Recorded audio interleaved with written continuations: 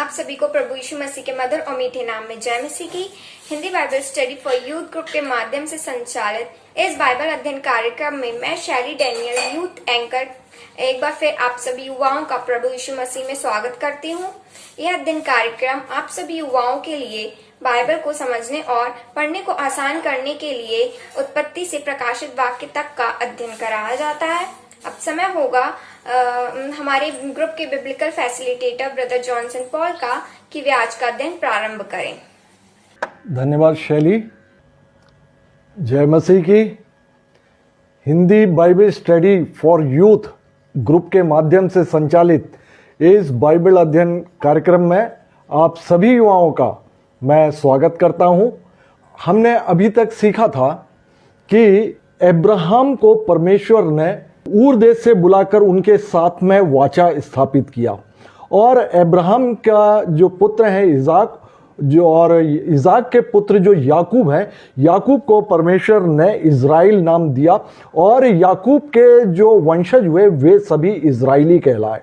और जो अब्राहम ने एक गलती कर दिया था उत्पत्ति 15 अध्याय में, उसकी वजह से जो अब्राहम के वंशज अर्थात इसहाक, याकूब और याकूब के पुत्र 12 जो पुत्र और उनके जो पूरा परिवार वे सभी मिस्र देश में गुलाम अवस्था में हो गए थे। और जैसा कि परमेश्वर ने अब्राहम से बतलाया था कि वे वहां पर 400 वर्षों तक गुलाम अवस्था में रहेंगे और उसके बाद 400 वर्षों के बीतने पर वे वहां से एक बहुत बड़ा धन लेकर निकल आएंगे। तो हम निर्गमन में देखते हैं कि जो इज़राइली मूसा के नेतृत्व में मिस्र देश से बाहर निकल आते हैं और लाल समुद्र को पार कर लेते हैं। अब वे होरे पर्वत की ओर जा रहे होते हैं और मार्ग में पूरा रेगिस्तान होता है, मरुभूमि होता है, ना वहाँ कहीं भोजन की व्यवस्था होती है और ना ही पानी की व्यवस्था होती है। और जब जो कुछ भी भोजन पानी वे मिस्र देश से अपने साथ में लेकर आए हुए होते हैं वे सब भी चुक गया होता है। तब हम देखेंगे कि वचन बतलाता है निर्गमन, जैसा कि आज अध्ययन प्रारंभ हो रहा है निर्गमन उसका 16 अध्याय और उसका 2 और 3 वचन से। उसमें वहां पर हम देखते हैं कि पाया जाता है कि जंगल में इज़राइलियों की सारी मंडली मूसा और हारून के विरुद्ध बकझक करने लगी, अर्थात बुड़बड़ाने लगी और इज़राइली उनसे कहने लगे कि जब हम मिस्र देश में मांस की हांडियों के पास बैठकर मनमाना भोजन खाते थे, तब यदि हम यहोवा के हाथ से मार डाले भी जाते तो उत्तम वही था, पर तुम हमको इस जंगल में इसीलिए निकाल ले आए हो कि इस सारे समाज को भूखों मार डालो। यहां पर हम देखते हैं कि लाखों की संख्या में इज़राइली हैं और वे मूसा के नेतृत्व में, जैसा मूसा ने बतलाया था कि इनको निकाल ले आना, और मूसा के नेतृत्व में वे मिस्र देश को छोड़कर मरुभूमि में आ जाते हैं, क्योंकि परमेश्वर ने इज़राइलियों के निमित्त मूसा से वादा किया था, प्रॉमिस किया था कि एक दूध और मधु की धारा बहने वाला एक उत्तम देश वो सारे इज़राइलियों के दिया जाएगा। तो इस आशा में वे लोग वहां से निकल पड़ते हैं, लेकिन रास्ते में आकर कि देखते हैं कि बियाबान व मरुभूमि है, ना खाने के लिए कुछ है और ना ही पीने के लिए कुछ है। तब इज़राइली व्याकुल हो जाते हैं और अपना आपा खो बैठते हैं। और जो वचन अभी हमने देखा कि वे लोग मूसा से बोलते हैं कि अच्छा होता कि हम लोग मिस्र में ही मर जाते, और मिस्र से निकलना उनको बहुत बुरा लगता है और वे कहते हैं कि मिस्र में हम मांस वगैरह जो खाया करते थे वो इस रेगिस्तान में नहीं है। अच्छा होता है कि हम मिस्र में रहते हुए मांस मटन वगैरह खाते हुए हम वहीं मर जाते तो ये ज़्यादा अच्छा होता। हम जानते हैं कि बाइबल जो 2 भागों में है, पुराना नियम और नया नियम। पुराना नियम वो नए नियम विश्वासियों के लिए पूरा का पूरा दृष्टांत स्वरूप है। दृष्टांत है वो। और नया नियम जो है, जब मसीहा आ गया तब वह मूल बातें वह नए नियम में पाई जाती हैं। और इसी प्रकार से जो मिस्र देश है वह पाप की गुलामी, या जैसा कि बाइबल बतलाती है निर्गमन पुस्तक में जिस प्रकार से दिया है कि दासत्व का घर था। वो दासत्व किस प्रकार से कि वह पाप के दासत्व का घर था, जिसमें से परमेश्वर की चुनी हुई प्रजा एक व्यक्ति विशेष, या जिसको कि परमेश्वर ने ही चुना था, मूसा, उसके नेतृत्व में उसको उस दासत्व के घर से निकाल ले आते हैं। और उसके बाद में मरुभूमि में उनकी यात्रा प्रारंभ हो जाती है, और एक आशा में कि उनको एक उत्तम देश मिलेगा। यह पूरा का पूरा नए नियम विश्वासियों के लिए एक दृष्टांत है। हम आप भी पाप की गुलामी से जब हम विश्वास करते हैं, यीशु मसीह के प्रायश्चित बलिदान पर हम विश्वास करते हैं, और हम अपने पापों से मन फिराते हैं और उससे प्रायश्चित करते हैं, और हम यीशु मसीह के प्रायश्चित बलिदान पर विश्वास करते हैं, तब हमारा उद्धार होता है। और उसके बाद हम भी इसी प्रकार से जंगल से होकर गुजरते हैं, अपना मसीही जीवन प्रारंभ करते हैं एक उत्तम देश की आशा में कि हम स्वर्ग राज्य के अधिकारी होंगे। तो जिस प्रकार से पुराने नियम में मूसा के नेतृत्व में परमेश्वर की चुनी हुई प्रजा को निकाल बाहर लाया था, और उसी प्रकार से नए नियम विश्वासी वे यीशु मसीह के नेतृत्व में पाप की गुलामी से छुड़ा लिए जाते हैं या निकाल लिए जाते हैं, और उसके बाद हमारा कठिन जीवन प्रारंभ हो जाता है। तो यहां पर आप देखेंगे कि इजरायली वो कुड़कुड़ाने लगते हैं, बुड़बुड़ाने लगते हैं वो, और वो वापस फिर मिस्र देश जाना चाहते हैं, अर्थात पाप की गुलामी में फिर जाना चाहते हैं। और वे कुछ समय का कष्ट वो मरुभूमि में नहीं झेलना चाहते, और जिसमें कि उनको आशा दी गई थी कि तुमको दूध और मधु की धारा बहने वाला एक उत्तम देश दिया जाएगा। यही बात हम आप विश्वासियों के साथ भी देखते हैं कि हम अपने मन फिराकर प्रायश्चित कर यीशु मसीह के प्रायश्चित बलिदान पर विश्वास कर हम पाप की गुलामी तो एक बार छुड़ा लिए जाते हैं, लेकिन जब हमारे सामने कठिन परिस्थितियां आती है तो फिर हम वापस पाप की गुलामी में ही जाने के लिए आतुर हो उठते हैं, और बहुत से लोग वापस चले भी जाते हैं। लेकिन जो धीरज रखा रहेगा वही मुकुट पाएगा, और उसी का ही उद्धार होगा, और वही स्वर्ग राज का अधिकारी भी होगा। ये जो 5 पुस्तकें हैं, मैंने आपको बार बार मैंने बतलाया हुआ है, ये पेंटाटक कहलाती है, अर्थात पंच ग्रंथ, जो कि मूसा को परमेश्वर ने दिया हुआ था। और ये किताब जो 5 किताबें, उत्पत्ति से लेकर व्यवस्था विवरण तक, यह नियम की पुस्तक कहलाती है, द बुक ऑफ लॉ। ये परमेश्वर ने अपने पूरे नियमों को मूसा को प्रकट करके दिया था, और मूसा ने इसको लिख लिया था। अपने बाइबल में ये 5 किताबों में विभाजित हैं, लेकिन मूल जो तोरा जो यहूदियों के पास में है, उनके पास मात्र एक किताब में है। ये तो एक किताब मानकर इसको देखिएगा कि ये जो घटना अभी हमने देखा, इसको गिनती की पुस्तक में इस प्रकार से वर्णन किया गया है। गिनती उसका 14 अध्याय 22 और 23वां वचन, उन सब लोगों ने जिन्होंने मेरी महिमा मिस्र देश में और जंगल में देखी। परमेश्वर का वचन मूसा को प्राप्त हो रहा है कि उन लोगों ने, अर्थात इजराइलियों ने, जिन्होंने मेरी महिमा मिस्र देश में और जंगल में देखी। मिस्र देश में 10 प्लेग या 10 विपत्तियां सारे इजराइलियों ने देखा हुआ था, और मेरे किए हुए आश्चर्य कर्मों को देखने पर भी 10 बार मेरी परीक्षा की और मेरी बातें नहीं मानी। इसीलिए जिस देश के विषय मैंने उनके पूर्वजों से शपथ खाई, उसको वे कभी ना देखने पाएंगे। अर्थात जितनों ने मेरा अपमान किया है, ध्यान दीजिए, जितनों ने मेरा अपमान किया है उनमें से कोई भी उसे देखने ना पाएगा। और हम आप जानते हैं जो मिस्र से निकली हुई जो पहली पीढ़ी के जो लोग थे, जो कि लगभग 25 से 30 लाख लोग, स्त्री पुरुष और बच्चे सभी मिलाकर, बूढ़े सभी मिलाकर करीब करीब 25 से 30 लाख जो होते हैं, जो कि मिस्र से निकले हुए लोग रहते हैं, वे कनान देश नहीं पहुंच पाते। उनमें से मात्र कालेब और यहोशू, मात्र 2 व्यक्ति वो कनान देश पहुंच पाते हैं। बाकी लाखों की संख्या में जो इजरायली है वो मरुभूमि में मर मिटते हैं। और जो मिस्र से निकलते समय जो 20 साल से कम उम्र के बच्चे थे, वे ही लोग, अर्थात दूसरी पीढ़ी के लोग ही कनान देश को वे लोग पहुंच पाते हैं यहोशू के नेतृत्व में।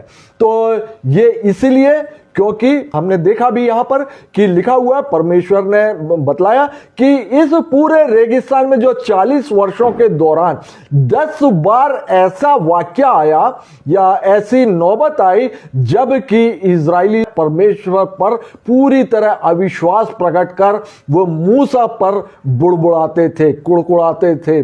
और मूसा ने बोला भी, ये कुड़कुड़ाना मेरे ऊपर नहीं बल्कि तुम परमेश्वर के ऊपर कुड़कुड़ा रहे हो।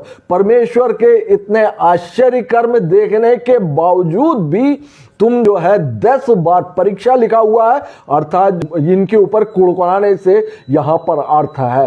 रेगिस्तान में चलते हुए आप अपने लाइफ को यहां पे कंपेयर करते चले।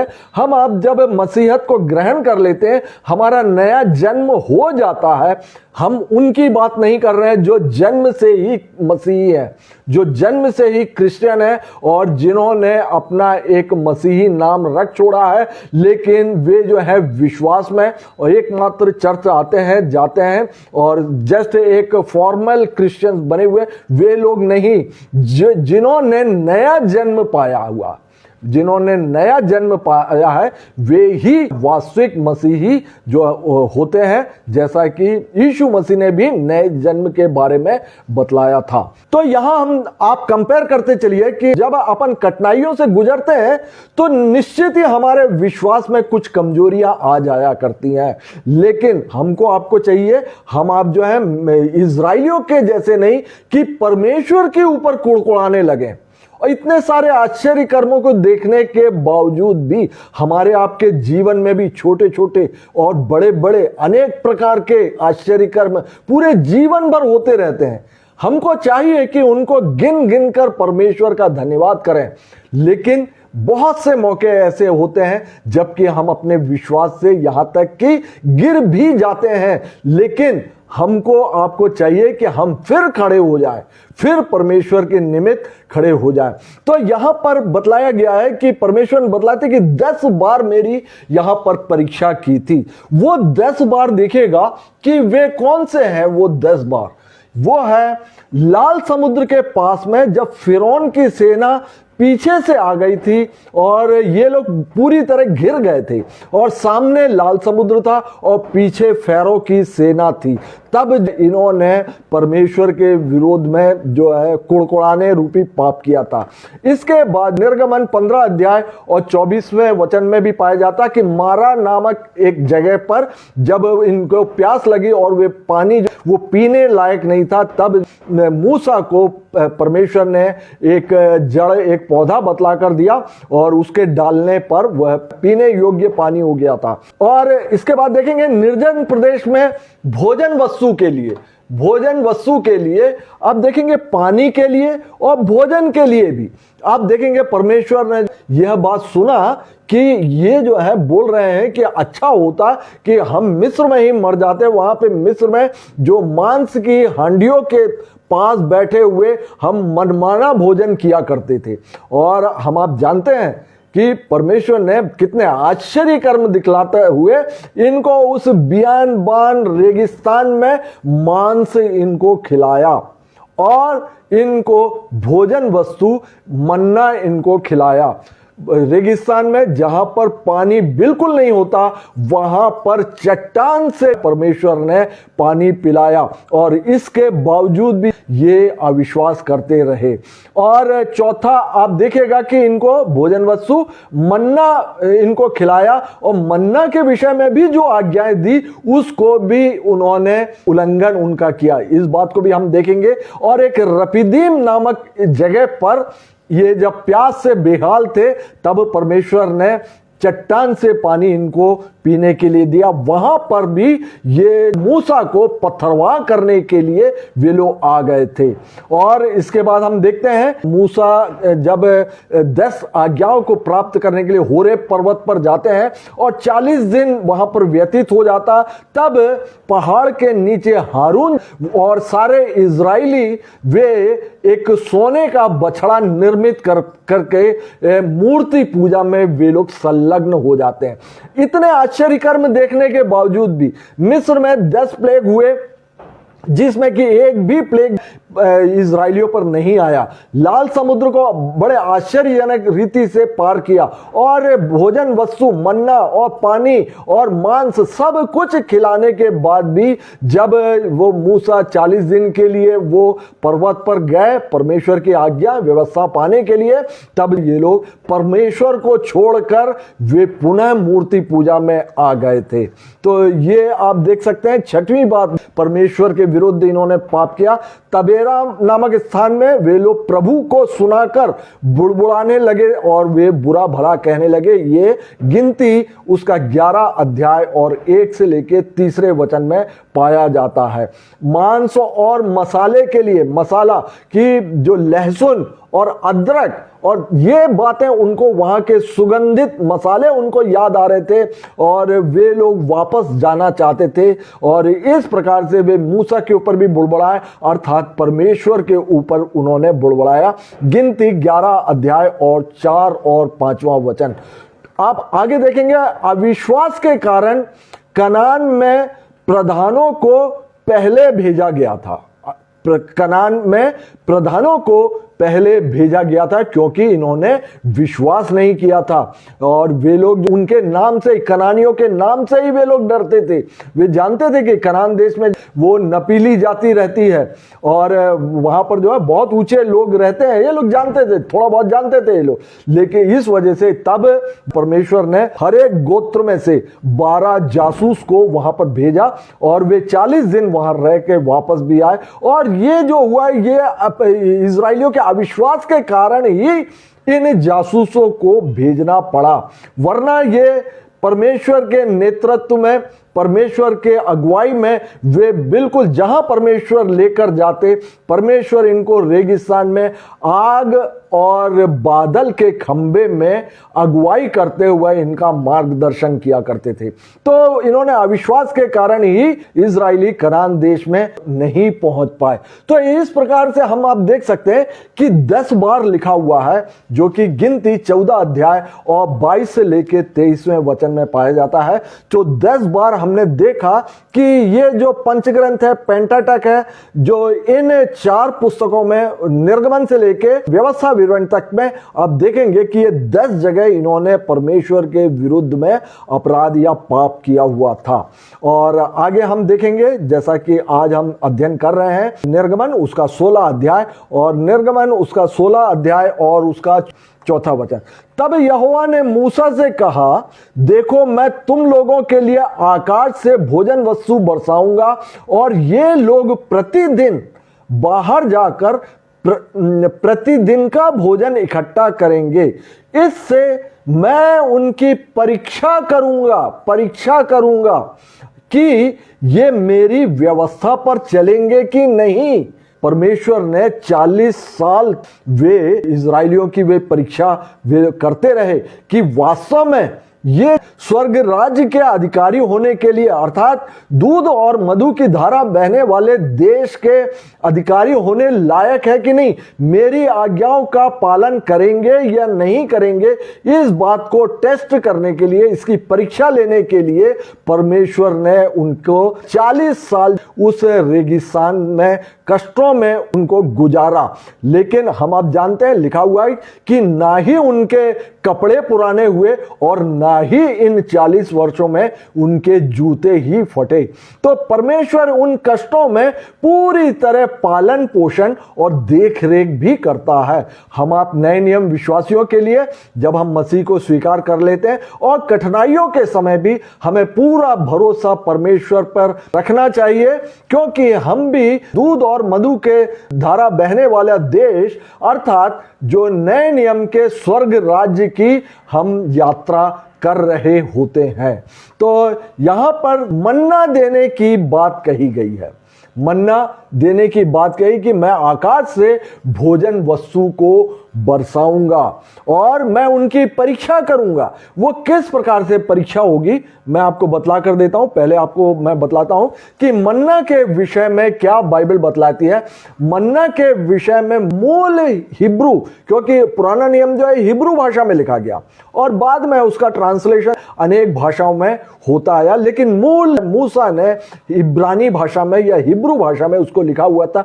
मन्ना के स्थान पर वहां पे मानहू हिब्रू शब्द लिखा हुआ है, अर्थात ये क्या, क्योंकि इजराइलियों ने इसके पहले कभी भी इस प्रकार की चीज देखी नहीं थी। तो जैसे ही मन्ना गिरता है तो ये इजराइली बोलते हैं अरे ये क्या है। तो वहां पर मूल इब्रानी भाषा में इसके लिए लिखा हुआ मानहू। मन्ना जो है वो रात में गिरता था और सुबह सुबह गिरता था, और ओस जब पड़ती थी, सुबह सुबह ओस जब पड़ती थी तब जो ये मन्ना गिरता था। और ये इसके विषय में लिखा हुआ है ये पाले के किनको के जैसे था और धनिये के आकार का था। ये धनिया उतना बड़ा था। पाला अर्थात आप देखेंगे ओस की बूंद जो है सफेद चमकदार हुआ करती है। तो ओस की बूंद तो बहुत छोटा होता है, उसका रूप जो है वो पाले के किनको के जैसा था, और लेकिन उसका आकार वो धनिये के आकार का था और ये मोती के जैसे सफेद रंग का बतलाया है।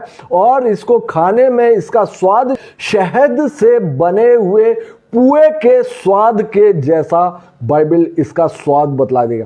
ये एक अद्भुत चीज थी। इसके पहले और इसके बाद में कभी भी ये जो वस्तु है अर्थात मन्ना विश्व के किसी भी लोगों ने इसको नहीं देखा है और इसको नहीं जाना। लेकिन इन 40 वर्षों में इजरायली एकमात्र यही भोजन कर कर जीवित रहे हैं। और जब ये सुबह और रात में ये गिरता था और इसको बचाकर यदि रात में गिरा और यदि इसको बचाकर सुबह तक यदि रखा जाए तो इसमें जो है कीड़े पड़ जाते थे। और यदि धूप में सुबह पड़ा है और धूप यदि पड़ जाए, सुबह सुबह ही इसको बीनना पड़ता था, और यदि आपने बीनने में देरी कर दी, धूप आ जाता है तो ये गल जाता था, यह गल जाता था। और मैंने बतलाया कि इसको सुबह तक यदि इसको बचा के रखा जाए, जो रात में पड़ने वाला है, तो इसमें कीड़े पड़कर बसाने लगता था, ये कीड़े पड़कर बसाने लगता था।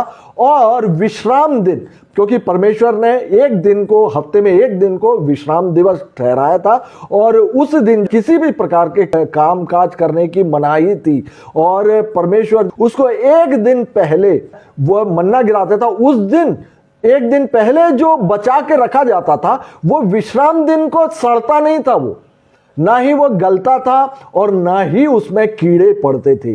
तो ये बड़ा एक आश्चर्यजनक वस्तु थी जो कि परमेश्वर ने अपनी चुनी हुई प्रजा इजरायलियों को दिया था। इस मन्ना को चक्की में पीसा जा सकता था या ओखली में इसको कूटा जा सकता था और इसको तंदूर में इसको पकाया जा सकता था या फिर इसको पानी के साथ में उबाला भी जा सकता था। और यह बहुत ज्यादा पौष्टिक हुआ करता था। और इसको भजन संहिता 78:25 में इसको योद्धाओं का भोजन बोला गया है। योद्धाओं का भोजन अर्थात बहुत ही अधिक पौष्टिक हुआ करता था। और भजन संहिता 105:40 में इसको स्वर्गीय भोजन बोला गया, स्वर्गीय भोजन। और ये जो है 40 सालों तक गिरता रहा है। और जैसे ही इन्होंने कनान की भूमि पर अर्थात पहला नगर था यरीहो पर जैसे ही इन्होंने कदम रखा और पहला जो वहाँ की जो बाल थे, गेहूं के बालियों को इन्होंने खाना प्रारंभ किया, उसी दिन पूर्णमासी का दिन था और उसी दिन ये मन्ना गिरना भी बंद हो गया। और उसके बाद कभी भी ये घटना कभी भी नहीं हुई। और देखते हैं कि इसको मूसा ने यादगार के तौर पर इसको वाचा के संदूक जो टैबरनेकल में या मिलाप वाले तंबू में जो सबसे मुख्य जहां पर परमेश्वर स्वयं उपस्थित हुआ करते थे, जो मोस्ट होली प्लेस में परम पवित्र स्थान में जो वाचा का संदूक रहता था, उसके अंदर मूसा ने इसको रखवा दिया था। और एक सोने के मर्तबान में हम आप जानते हैं कि मन्ना रखा था और ये हारून की छड़ी और जो वाचा की पट्टिका, ये 3 वो रखी हुई थी। तो मन्ना भी रखा हुआ था। आप सोच कर देखिए, रात में गिरा हुआ मन्ना आप सुबह तक रख दें तो वह सड़ जाता था, वह बसाने लगता था। और वाचा के संदूक में रखा हुआ मन्ना वो सालों साल तक पूरा ताजा बना रहा। और उस बात को इब्रानियों 9वां अध्याय और उसके 4थे वचन में भी हम इसको देख सकते हैं। मैंने आपको बताया कि जो पुराना नियम वह पूरी तरह से दृष्टांत है नए नियम विश्वासियों के लिए। जब यीशु मसीह आ जाते हैं तो हर एक बात वह पूर्ण हो जाता है। यीशु मसीह ने भी स्वयं को मन्ना के अनुरूप ही स्वर्ग की रोटी कहा था, स्वर्ग की रोटी। आप इसको देख सकते हैं यूहन्ना रचित सुसमाचार और उसका 6वां अध्याय और उसका 31, 32 और 35 से लेके 58, 59, 60 वचन तक आप देख सकते हैं कि यीशु मसीह ने स्वयं को स्वर्ग की रोटी कहा था। और प्रेरित पौलुस ने इसको आत्मिक भोजन कहा था, आत्मिक भोजन कहा था। आप इस बात को देख सकते हैं 1 कुरिन्थियों और उसका 10वां अध्याय और 30वें वचन में। उसके बाद मैंने आपको बतलाया कि ना ही उसके पहले कभी मन्ना लोगों ने देखा या खाया और ना ही इन 40 सालों के बाद कनान में प्रवेश करने के बाद आज तक कभी किसी ने मन्ना ना ही देखा ना खाया। लेकिन बाइबल बतलाती है प्रकाशित वाक्य और उसका 2वां अध्याय और 17वें वचन में कि जो अंत के दिनों तक जो उद्धार पाए रहेंगे अर्थात जो जय पाएगा उसको परमेश्वर गुप्त मन्ना खाने के लिए देंगे। तो हम आप जरूर उस मन्ना को देखेंगे भी और हम उसको खाएंगे भी। और अब हम देखते हैं निर्गमन उसका 17वें अध्याय में। 17वें अध्याय में यहां पर इजरायली मरुभूमि में यात्रा कर रहे होते हैं और वे वो प्यास से बेहाल हो जाते हैं।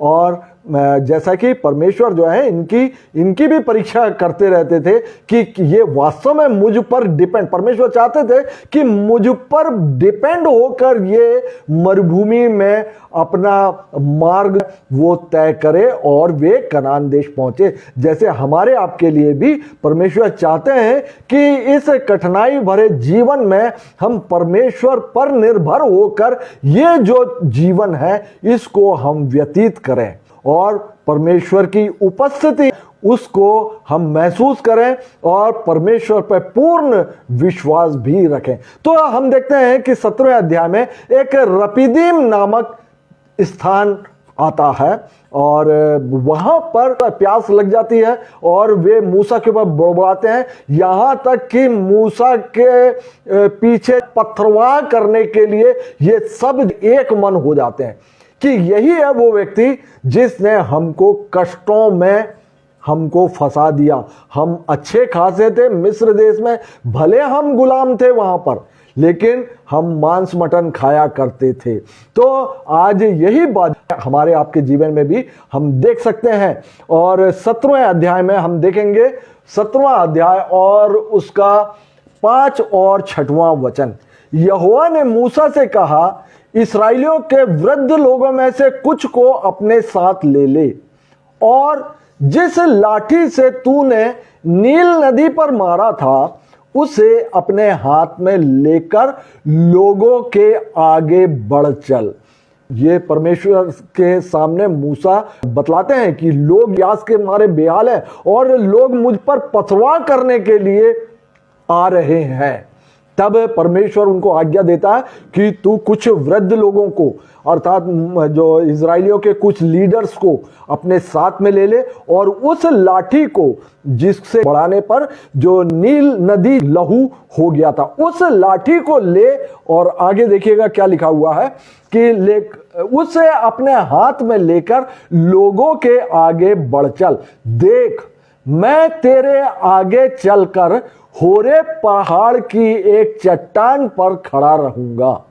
परमेश्वर बोल रहे हैं कि तुम वो छड़ी लेकर चलो और मैं जो हूं एक चट्टान पर खड़ा रहूंगा, तो उस चट्टान पर मारना, ध्यान दीजिए, मारना, तब उसमें से पानी निकलेगा जिससे ये लोग पिए। तब मूसा ने इज़राइल के वृद्ध लोगों के देखते वैसा ही किया।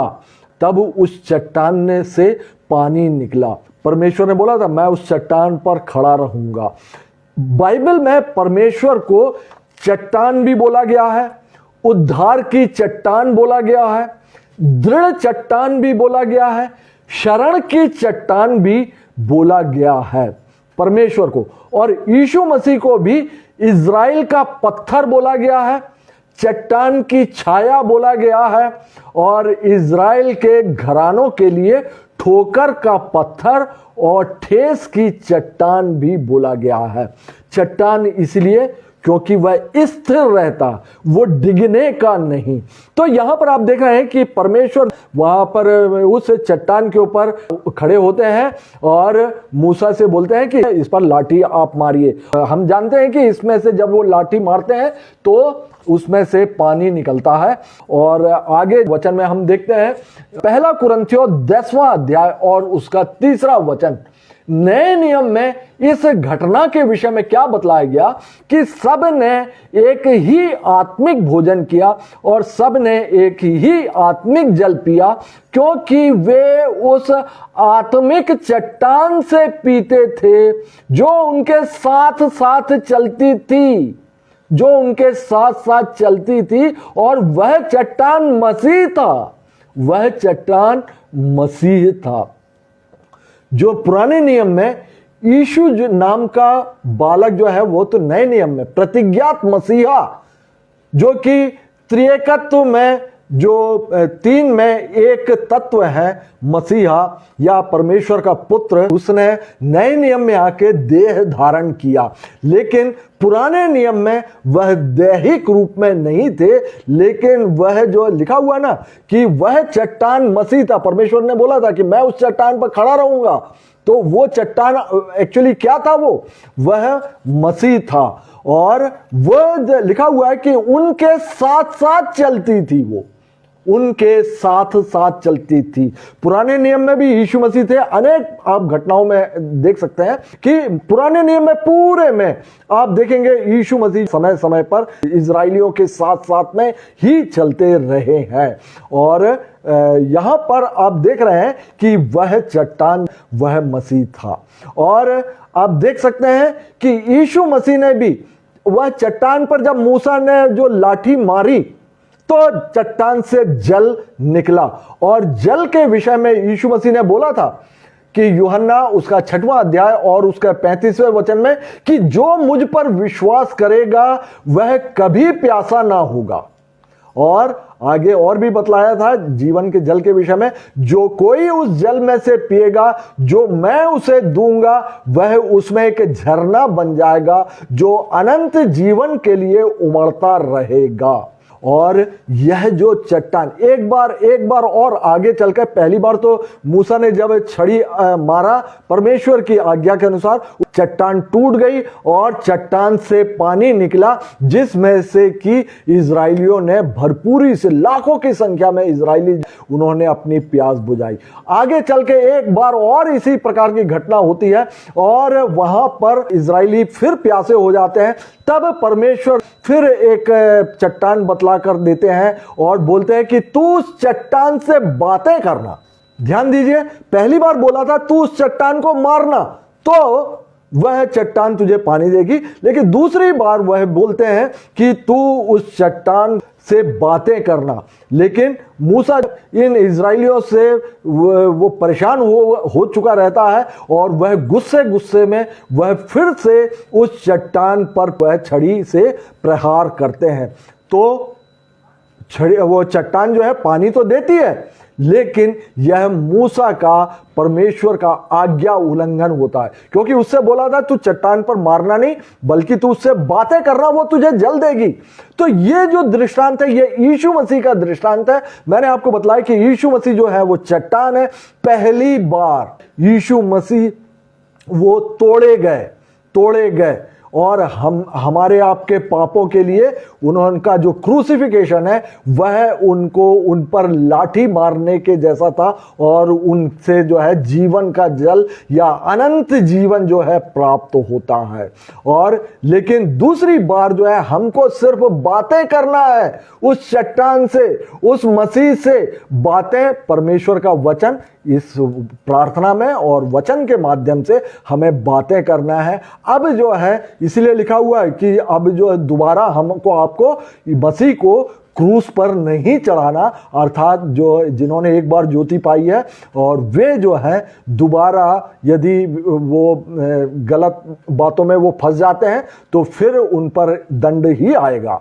तो हमको आपको जो है दोबारा जो क्रूस पर मसीह को नहीं चढ़ाना, यही यहाँ पर दृष्टांत भी था। आगे हम वचन में देखते हैं कि गिनती उसका 20वां अध्याय और उसका 11वें वचन में वहां पर देखेंगे कि वही घटना है जो जिसका वर्णन मैंने बतलाया था। यहोवा ने मूसा से और हारून से कहा, हारून अपने लोगों में जा मिलेगा, मतलब हारून की मृत्यु हो जाएगी, क्योंकि तुम दोनों ने जो मरीबा नामक सोते पर मेरा कहना छोड़कर मुझसे बलवा किया, अर्थात मुझसे विद्रोह किया मूसा और हारून ने।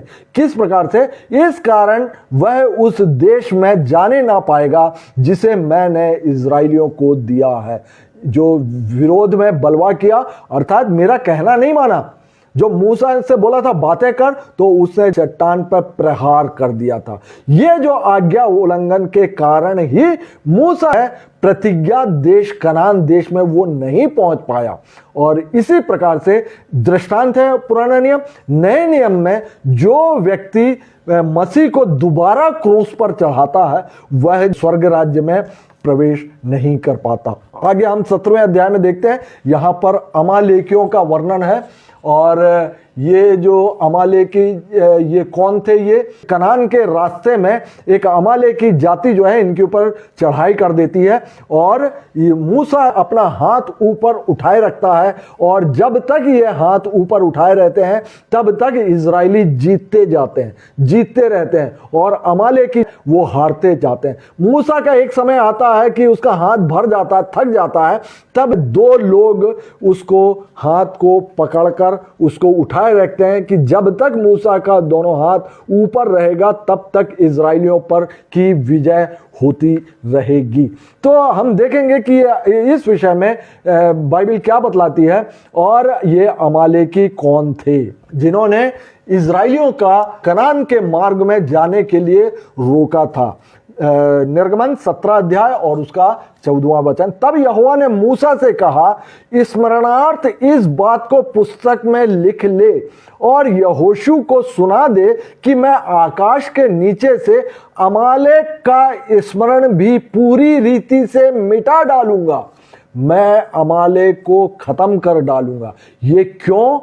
क्योंकि इस अमालेकियों ने मरुभूमि में जहां पर मेरी प्रजा निसहाय थी वहां पर उन्होंने इनके ऊपर युद्ध किया, इनके ऊपर चढ़ाई की और इनको जो कनान का पहुंचने के लिए इन्होंने बाधा उत्पन्न की और इनको पहुंचने नहीं दे रहे थे। और इसी प्रकार से कई अमालेकी हमारे आपके जीवन में भी, इस जो जीवन यात्रा में हमारे आपके बीच में भी पड़ेंगे और परमेश्वर जो है अद्भुत रीति से उनको नाश करते हुए जाएंगे। अनेक शत्रु इस प्रकार से मिलेंगे और अंत में हम आप भी कनान देश में अर्थात आत्मिक स्वर्ग में पहुंचाए जाएंगे। तो ये अमालेकी आखिर ये कौन थे ये, और परमेश्वर ने क्यों बोला कि मैं उसका नाम, उसका स्मरण तक इस पृथ्वी पर से मिटा डालूंगा। और इस अमालेकी को हम देखेंगे उत्पत्ति उसका 36 अध्याय और उसका 12वां वचन। एसाव के पुत्र एलीपज के तिम्ना नामक एक सुरैतिन थी, सुरैतिन अर्थात एक रखेल थी, जिसने एलीपज के जन्माए अमालेक को जन्म दिया। अमालेक कौन था? ये एसाव के वंश का था। और एसाव कौन था? इसहाक के दो पुत्र होते हैं, एसाव और याकूब। एसाव और याकूब, याकूब के पुत्र 12 इजरायली होते हैं और एसाव के जो वंशज हैं वो ही थे अमालेकी, वही थे। अर्थात ये भाई भाई आपस में, एक भाई अमालेकी या एसाव के वंशज याकूब के वंशजों को स्वर्ग राज्य में पहुंचने नहीं दे रहा था। अर्थात दूध और मधु की धारा बहने वाला देश कनान देश में वो लोग, उन्होंने बहुत बड़ा रोड़ा वहां पर अटकाया था और इस वजह से परमेश्वर उन पर नाराज थे कि तुम लोग भाई होते हुए तुमने उनका सहायता तुमको करना चाहिए था। रेगिस्तान में उनकी यात्रा में उनकी सहायता ना करके उनको वो युद्ध के लिए वे आ गए। और वहां पर परमेश्वर ने बोला था कि मैं उस अमालेक का जो स्मरण भी पूरी रीति से इस पृथ्वी पर से मिटा डालूंगा। पहला शमूएल उसका 15 अध्याय और उसके दूसरे और तीसरे वचन में कि सेनाओं का यहोवा यूं कहता कि मुझे स्मरण है कि अमालेकियों ने इजराइलियों से क्या किया, और जब इजरायली मिस्र से आ रहे थे तब उन्होंने मार्ग में उनका सामना किया। इसलिए अब तू जाकर अमालेकियों को मार और जो कुछ उनका है उसे बिना कोमलता किए हुए नाश कर। ये जो बात है नबी शमूएल के द्वारा जो पहला राजा होता शाऊल को परमेश्वर आज्ञा सुनाते हैं कि तू अमालेक को जो है तू जाके मार, क्योंकि मैंने जो है मूसा से बोला हुआ है इस पृथ्वी से भी उसका स्मरण पूरी रीति से मैं मिटा डालूंगा। परमेश्वर डायरेक्ट कोई काम नहीं करते हैं, हमेशा आप देखेंगे कि वे मनुष्यों के द्वारा ही करते हैं। आज भी परमेश्वर के राज्य की बढ़ोतरी के लिए जो प्रचार का भी जो काम है वह हमारे और आपके द्वारा भी किया जाता है। तो यहां पर हम देखते हैं कि परमेश्वर ने शाऊल को बोला था कि अमालेकियों को मार और जो कुछ उनका है उसे बिना कोमलता किए हुए सत्यानाश कर। क्या पुरुष, क्या स्त्री, क्या बच्चा, क्या दूध पीवा, क्या गाय बैल और क्या भेड़ बकरी, क्या ऊंट, क्या गधा, सबको मार डाल। सबको मार डालने की यहां पर आज्ञा दी थी। लेकिन शाऊल ने क्या किया?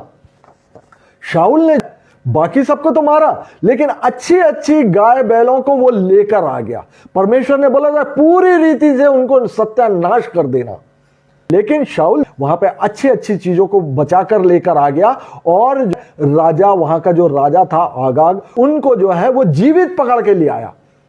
तो ये परमेश्वर की नजर में वह बहुत बड़ा अपराध किया गया, बड़ा पाप किया गया, परमेश्वर की आज्ञाओं का उल्लंघन शाऊल ने। और इस वजह से शाऊल को राजा होने के लिए तुच्छ जाना और उसकी जगह पर ही राजा दाऊद को वहां पर अभिषेक किया गया।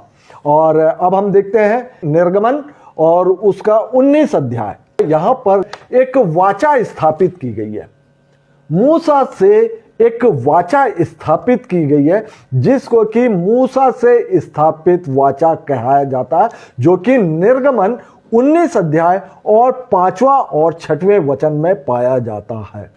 मैंने आपको पहले भी कुछ अध्ययनों में बतलाया है कि बाइबल में कुल 7 वाचाएं पाई जाती हैं और उत्पत्ति में वो 3 वाचा प्रमुख है, जिसमें कि पहला है आदम से स्थापित वाचा, जिसमें कि बोला गया कि स्त्री के वंश से आएगा। दूसरा है नूह से स्थापित वाचा, जिसमें कि बतलाया गया कि अब जल प्रलय से इस प्रकार का समस्त मानव का नाश ना होगा। तीसरी वाचा है अब्राहम से स्थापित वाचा, जिसमें कि पूरे दुनिया भर के जितने राष्ट्र और जितने राज्य और जितनी जातियां सब का ये आशीषित किए जाने की वाचा वहां पर बांधी गई थी, जो कि मसीह में जाके पूरा होता उत्पत्ति और उसके 12वें अध्याय में। ये जो निर्गमन पुस्तक में यह वाचा मूसा से स्थापित वाचा पाई जाती है, और यह वाचा सबसे मुख्य वाचा है बाइबल की। और यही है 7 वाचाएं जो है मूसा से स्थापित वाचा, और आप इसको स्क्रीन में देख सकते हैं। आप स्क्रीन में देखिएगा, ये 7 वाचाएं यहां पर दिया हुआ है। पहली वाचा वो आपको आदम से स्थापित वाचा है ये, और दूसरी जो है ये नूह से स्थापित वाचा है, अब्राहम से स्थापित वाचा है, मूसा से स्थापित वाचा है, जिसकी कि आज हम मात्र भूमिका देख पाएंगे समय के अभाव में। और 5वीं वाचा है दाऊद से स्थापित वाचा, और 6वीं वाचा है शांति की वाचा, जो कि लेवी याजकों से स्थापित की गई थी। और 7वीं वाचा है यीशु मसीह से स्थापित नई वाचा, जो कि नया नियम कहलाता है। और ये जो मूसा से स्थापित वाचा है यह पुरानी वाचा कहलाती है। और इन पूरे 7 वाचों में प्रमुख वाचा जो है मूसा से स्थापित वाचा, जो कि पुराना नियम, और नए नियम में यीशु मसीह से स्थापित नई वाचा यहां पर पाई जाती है बाइबल में। तो हम देखते हैं कि आगे हम वचन में देखते हैं निर्गमन और उसका 19 अध्याय 5 और 6वें वचन में। यहां पर परमेश्वर होरे पर्वत के पास में मूसा, वहां पर इजरायली लाल समुद्र पार करके जंगल में होते हुए वहां पे पहुंच गए हैं। अब परमेश्वर वहां पर अपने लोगों को, जिसको कि अब्राहम को बुलाकर चुन लिया था, अब्राहम, इसहाक और याकूब के वंशज इजराइलियों को, वे अपनी व्यवस्था अर्थात वाचा व्यवस्था, सारी बातें जिसको कि हम 10 आज्ञाओं के रूप में जानते हैं, वे वहां पर देने जा रहे थे।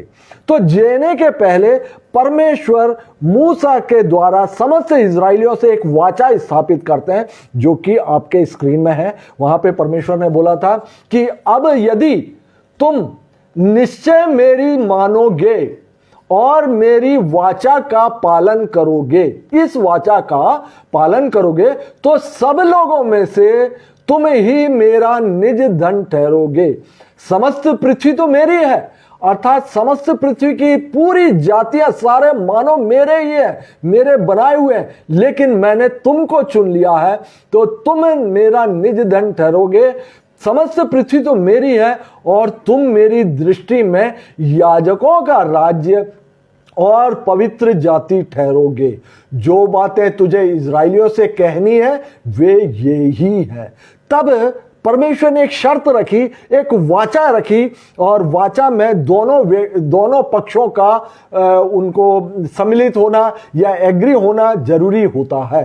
तो यहां पर इजरायली लोग क्या बोलते हैं, जो कि निर्गमन 19 अध्याय और 7वें और 8वें वचन में पाया जाता, तब मूसा ने आकर लोगों के पुरनिया अर्थात जो एल्डर्स हैं, धर्मवृद्ध हैं या लीडर्स आप कह सकते हैं, पुरनियों को बुलाया, और वे सब बातें जिनके कहने की आज्ञा यहोवा ने उसे दी थी उनको समझा दी। परमेश्वर ने यह जो शर्त रखा था कि यदि तुम मेरी मानोगे और मेरी वाचा का पालन करोगे, तो सब लोगों में से तुम ही मेरा निज धन ठहरोगे, और तुम मेरी दृष्टि में याजकों का राज्य ठहरोगे, याजक होगे मेरे लिए, और तुम पवित्र जाति ठहरोगे। तो ये जो बात जो है इजराइलियों से कहा, तब आगे लिखा हुआ आज्ञा, कहने की आज्ञा यहोवा ने उसे दी थी, उनको समझा दी, और सब लोग मिलकर बोल उठे, जो कुछ यहोवा ने कहा है वह सब हम नित्य करेंगे। लोगों की यह बातें मूसा ने यहोवा को सुना दी। परमेश्वर ने व्यवस्था देने के पहले या 10 कमांडमेंट देने के पहले इस इजराइलियों के सामने अपनी एक शर्त ये रखी थी, यदि तुम मेरी मानोगे, मेरी आज्ञाओं का पालन करोगे, मेरी वाचा को पालन करोगे, तो तुम मेरा निज धन पवित्र जाति ठहरोगे। तब इजराइलियों ने कहा, क्या कहा कि हाँ हम मानेंगे। इसके बाद आप देखते हैं कि पहाड़ के ऊपर चले जाते हैं मूसा, और लिखा हुआ है जब तीसरा दिन आया तब भोर होते बादल गरजने और बिजली चमकने लगी और पर्वत पर काली घटा छा गई, होरे पर्वत पर, क्योंकि वहां पर 10 आज्ञाएं दिया जा रहा है। फिर नरसिंगे का शब्द बड़ा भारी हुआ और छावनी में जितने लोग थे सब कांप उठे। तब मूसा लोगों को परमेश्वर से भेंट करने के लिए छावनी से बाहर ले गया और वे पर्वत के नीचे खड़े हुए। मूसा इन इजराइलियों को परमेश्वर से मिलाने के लिए छावनी से अपने अपने टेंटों से बाहर लेकर गया कि देखो ये है वो परमेश्वर। और परमेश्वर ने अपने आप को किस प्रकार से प्रकट किया था कि नरसिंगे का बड़ा शब्द भारी हुआ और लोग कांप उठे। और आगे लिखा हुआ, यहोवा जो आग में होकर सीने पर्वत पर उतरा था, इस कारण समस्त पर्वत जो है वह धुएं से भर गया और उसका धुआं भट्टे का सा उठ रहा था और समस्त पर्वत बहुत ही कांप रहा था। फिर जब नरसिंगा का शब्द बढ़ता और बहुत भारी होता गया तब मूसा बोला और परमेश्वर ने वाणी सुनाकर उसको उत्तर दिया और यहोवा सीने पर्वत की चोटी पर उतरा और मूसा को पर्वत की चोटी पर बुलाया और मूसा ऊपर चढ़ गया। तब परमेश्वर ने उसको वो 40 दिन और 40 रात मूसा पर्वत पर, होरे पर्वत पर है, और परमेश्वर ने उसको आज्ञा दी इजराइलियों को वो मिलाने के लिए या दिखाने के लिए कि ये देखो ये है वो परमेश्वर। इजराइलियों ने देखा तो ये तो बहुत ही भयानक परमेश्वर है, हम इसको नहीं सह सकते ऐसे परमेश्वर को। तो इसीलिए यीशु मसीह परमेश्वर नए नियम में आके भयानकता अपनी छोड़कर नम्र बन गया, जिस प्रकार के जो गदही का बच्चा नम्रता में वो इतना नम्र था कि जैसे कि वो लादू का बच्चा लिखा हुआ, गदही का बच्चा है ना, उस नम्र बनकर इस पृथ्वी पे आया ताकि ये तुम जो नए नियम के विश्वासी हो तुम मेरा उस रूप को ना देख पाओ जिसको कि पुराने नियम में इजरायली लोगों ने देखकर जो कि डर के मारे कांप गए थे और उन्होंने मना कर दिया था कि हमें ऐसे जो परमेश्वर आप वचन से ही इसको देख लेते हैं कि जैसे कि इब्रानियों उसका 12 अध्याय और 18 से लेके 24 वचन में पाया जाता, तुम तो उस पहाड़ के पास जो छुआ जा सकता था और आग से प्रज्वलित था और काली घटा और अंधेरा और आंधी के पास और तुरही की ध्वनि और बोलने वाले के ऐसे शब्द के पास नहीं आए हो। हमारे आपके लिए लिखा हुआ ऐसे भयानक परमेश्वर के पास हम आप नहीं आए हैं जिसके सुनने वालों ने विनती की कि अब हमसे और बातें ना की जाए। इजराइलियों ने वहीं पर विनती की थी कि अब ऐसे परमेश्वर हमसे ऐसा बात करे और ये हम नहीं चाहते, हम इसको बर्दाश्त नहीं कर सकते, हम ऐसे परमेश्वर को हम सहन नहीं कर सकते, क्योंकि वे उस आज्ञा को ना सह सके कि यदि कोई पशु भी पहाड़ को छुए तो पथरवाह किया जाए। वह दर्शन ऐसा डरावना था कि मूसा ने कहा मैं बहुत डरता और कांपता हूं। मूसा ने भी बोला, और पर तुम सियोन के पहाड़ के पास, हम आप जो है सियोन के पहाड़ के पास और जीवित परमेश्वर के नगर स्वर्गीय यरूशलेम के पास और लाखों स्वर्गदूतों और उन पहलौठों की साधारण सभा और कलीसिया जिनके नाम स्वर्ग में लिखे हुए हैं सबके न्यायी परमेश्वर के पास और सिद्ध किए हुए धर्मियों की आत्माओं और नई वाचा के मध्यस्थ यीशु और छिड़काव के उस लहू के पास आए हो। तो परमेश्वर ने नए नियम विश्वासियों पर अपने आप को पूरी तरह नम्र होकर अपने आप को प्रकट किया, अपने दयालु, अपने अनुग्रहकारी, ये सब जो गुणों को पूरी तरह यहाँ पर प्रकट किया। लेकिन परमेश्वर ये बोलने से ये पृथ्वी बन जाती है और इस प्रकार सा परमेश्वर है, वो भयानक परमेश्वर है। और लिखा हुआ है कि वे डर कर कांपने लगे थे करके, यहां तक कि मूसा भी वो डर कर कांपने लगा था। इसलिए लिखा हुआ हम आप होरेब पर्वत पर नहीं, तो बाइबल में मुख्य दो पर्वत है जो कि पुराना नियम होरेब पर्वत पर जहां पे 10 आज्ञाएं दी गई थी, और नए नियम में यरूशलेम में सियोन पर्वत जहां पे यीशु मसीह आए और यहां पर 2 आज्ञाएं दी गई। वही पुराने नियम की 10 आज्ञाओं को यीशु मसीह ने 2 आज्ञाओं में कर दिया था। तो आगे का अध्ययन हम इसी पर आधारित लेकर चलेंगे कि किस प्रकार से पुराने नियम की 10 आज्ञाओं को यीशु मसीह ने 2 आज्ञाओं में पूरा कर दिया, और हम अब इन 2 आज्ञाओं को मानने पर हम परमेश्वर की आज्ञाओं को मानना हम कह सकते हैं। तो आज का अध्ययन मैं यहाँ पर समाप्त करता हूँ, और मैं विश्वास करता हूं कि अगले अध्ययन में और भी अपने युवा साथियों को जरूर इसमें जोड़िएगा।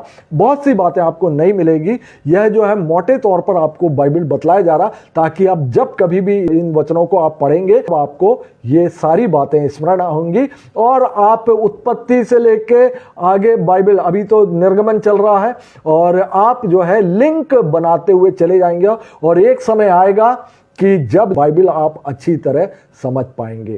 तो अगले अध्ययन तक के लिए आप सभी को मेरा जय मसीह की।